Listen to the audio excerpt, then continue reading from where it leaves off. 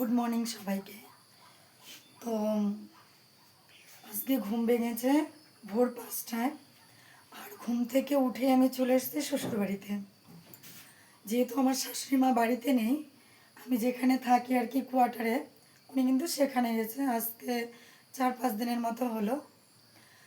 তো বাড়িঘরের পরিস্থিতি খুবই খারাপ, যেহেতু আমাদের মাটির বাড়িঘর।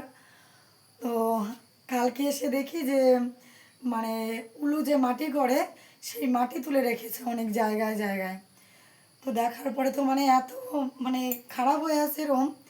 তো ভেবেছি যে সকালে উঠে আগে গিয়ে রুম পরিষ্কার করব, বাড়িঘর পরিষ্কার করব। তো এসেই কিন্তু পুরো কাজ কমপ্লিট করে নিয়েছি রুমের। অনেক উলুর মাটি ছিল, সেগুলোকে তুলে ঘরটাকে পুরো আর কি ক্লিন করে নিয়েছি। আর রুমে না থাকলে যা হয় আর কি, মাটির বাড়ি ঘর। আর বর্ষার দিন জানোই, যাদের মাটির বাড়ি ঘর সেটা তো আর বলতে হবে না, তারা তো জানোই ভালো করে, খুবই খারাপ খুবই খারাপ। তো এটাই বলার। সব কাজ পুরো কমপ্লিট, তারপরে একটু জল গরম করে নিয়েছি। গলার অবস্থা খুবই খারাপ। শুধু আমার এই রুমটার মেঝেটা একটু আর কি পাকা করা, আর কি ঢালাই করে নেওয়া হয়েছিল। তো এই জিনিসপত্রগুলো রাখার জন্য আর কি, যেন জিনিসগুলো যেন নষ্ট না হয়, সেজন্য কিন্তু একটা রুম শুধু আমার ঢালাই করে নেওয়া আছে। তো তারপরে ভেবেছি কিছু পুরনো জামা কাপড় ছিল, নাইটি, সেগুলোকে ওই বস্তার ভেতরে রাখা আছে আর কি। যদি কেউ নেয় তো দিয়ে দিব, না হলে হয়তো ওখানেই থাকবে। ছেলের বই খাতা আছে ছোটোবেলার। ঘরে এত ইঁদুর, মানে আমি থাকি না, তো এটা হচ্ছে ইঁদুরের বাড়িঘর বলতে পারো, ইঁদুর আর হচ্ছে উলুর। আর আমাদের বাড়িটা কিন্তু ফাঁকা থাকে না।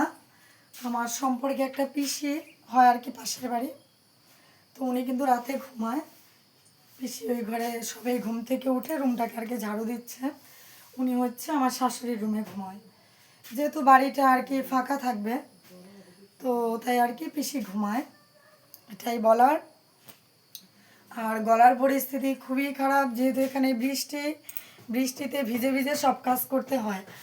আর আমাদের হচ্ছে মানে সব কিছু একটু দূরে দূরে, মানে এখনকার মতো না। এই যুগে যেমন ঘরবাড়ি হয় যে রুমের ভেতরেই সব কিছু পায়খানা, বাথরুম, কিচেন, কিন্তু আমাদের কিন্তু সেরকমটা না। আমাদের সব কিছু বাবার বাড়িতেও শ্বশুর বাড়িতেও সব কিছু একটু দূরে দূরে পায়খানা, বাথরুম। যেহেতু মানে বাবার বাড়িতে যেহেতু বাবা সেগুলো করেছে অনেক দিন আগে, সেগুলো পুরনো। আর শ্বশুর বাড়িতে তো শ্বশুর করেছে, আমার বর কোনো কিছুই করেনি। তো যেহেতু আমরা থাকবো না এখানে, তো তাই আর কি সেরকম আমরা কোনো কিছুই করিনি শ্বশুরবাড়িতে। তো আমার জমি কেনা আছে, যদি কোনো দিন পারি ভবিষ্যতে সেখানে একটা বাড়ি করব ছেলের জন্য আর কি, ইচ্ছা আছে। তো জানি না যে কি হবে। তো চলো একদিন আমি তোমাদের সাথে শেয়ার করব যে আমি জমিটা কোথায় কিনেছি আর কি বাড়ি করার জন্য। তো যাওয়ার আগে সবটাই তোমাদের সাথে শেয়ার করব। রিসেন্ট একটা জমি কেনা হলো, সেটা হচ্ছে আমার শ্বশুরবাড়ি যে দেখতে পাচ্ছ এখানে, তার পাশেই। তো 10 কাঠা না 11 কাঠা রিসেন্ট নেওয়া হলো আর কি। তো বাড়ি কবে করব, ওই মানে শ্বশুরবাড়ির সাথে যে জমিটা নেওয়া আছে রোডের সাথেই, আমার শ্বশুরবাড়িটা ভেতরে, কিন্তু তবুও যে আর কি ছোটো যে গলি হয়, সেই গলির সাথেই জমি কেনা আছে 10 না 11 কাঠা। তো এখানে আর কি বাড়ি করব না, এখানে ওইটাতে বেত লাগানো আছে, তো ওইটা সেভাবেই থাকবে। আর আমি যেখানে জমি কিনেছি সেটা বলতে পারো রোডের সাথে, মানে রোডের সাথে একদম পাকা রাস্তার সাথেই।